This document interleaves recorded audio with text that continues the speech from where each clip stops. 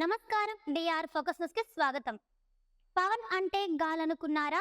తుఫాన్ ఓ రేంజ్ లో ఎలివేషన్ ఇచ్చిన మోదీ.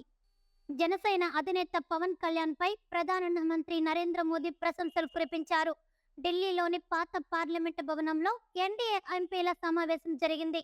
ఈ సమావేశానికి ఎన్డీఏ కూటమిలోని పార్టీల అధినేతలు అందరూ హాజరయ్యారు.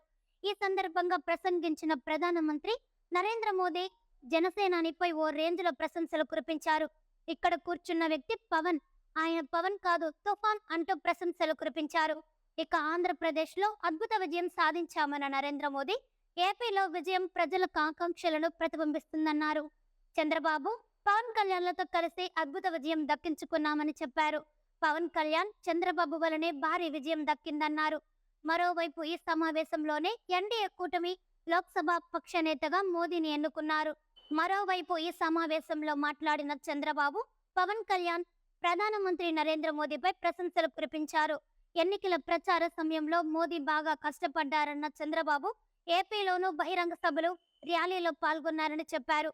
మోదీ నాయకత్వంలో ఆర్థిక వ్యవస్థ పరుగులు తీసిందని, ప్రపంచంలోనే భారత్ 5వ అతిపెద్ద ఆర్థిక వ్యవస్థగా ఎదిగిందని చంద్రబాబు కొనియాడారు. మోదీ నేతృత్వంలో దేశంలో పేదరికం అంతమవుతుందన్న చంద్రబాబు నాయుడు 2047 నాటికి నంబర్ 1 అవుతుందని ఆకాంక్షించారు. మరోవైపు ప్రధానమంత్రి నేతృత్వంలో ఆయన బాటలో నడిచేందుకు సిద్ధంగా ఉన్నట్లు జనసేన అధినేత పవన్ కళ్యాణ్ చెప్పారు. మోదీ నాయకత్వానికి జనసేన పార్టీ మద్దతిస్తుందని అన్నారు.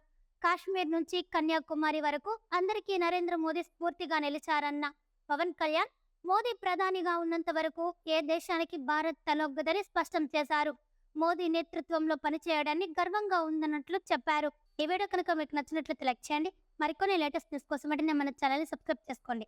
ఈ వీడియోపై మీ విలువైన అభిప్రాయాన్ని కామెంట్ రూపంలో తెలియజేయండి.